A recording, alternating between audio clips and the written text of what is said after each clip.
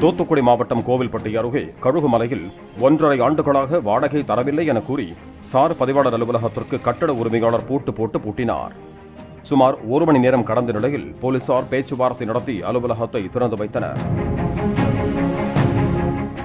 Kazhugumalai register office வேலை நடத்திட்டு இருக்கு. அதனால எங்க சொந்த பில்டிங்ல வாடகைக்கு வேணும்னு கேட்டிருந்தாங்க, கொடுத்துருந்தோம். கிட்டத்தட்ட ஒரு 18 மாசமா வாடகையே வரல. இதுக்கு முன்னால் உள்ள ரெஜிஸ்டர்கிட்ட நம்ம கேட்டதுக்கு சரியான பதில் இல்லை. அதுக்கப்புறம் இப்போ இன்னைக்கு காலையில் பூட்டு போட்ட பிறகு ஏற்கனவே ஒரு 3ஆம் தேதி கம்ப்ளைண்ட் கொடுத்துருந்தோம். அவங்களும் திங்கெல்லாம் பேசணும்னு சொல்லியிருந்தாங்க. இன்னைக்கு காலையில் பூட்டு போட்ட பிறகு டிஸ்ட்ரிக்ட் ரெஜிஸ்டரும் பேசி கூடிய சீக்கிரம் வாங்கி தரேன்னு சொல்லியிருக்காங்க. அதுக்கப்புறம் திறந்து விட்டு எல்லாம் பிரச்சனையை பேசி முடிச்சுட்டாங்க. மணி செய்யறதுக்கெல்லாம் தடை இல்லை. இப்போ அதுக்கப்புறம் 18 மாதம் வாடகை 3.5 லட்ச ரூபா வரைக்கும் வரும். முதல்ல 40,000 ரூபா பேசினாங்க. அவங்க பிக்ஸ் பண்ண பிடபிள்யூ பிக்ஸ் பண்ணது 18,600 தான் பிக்ஸ் பண்ணியிருக்காங்க.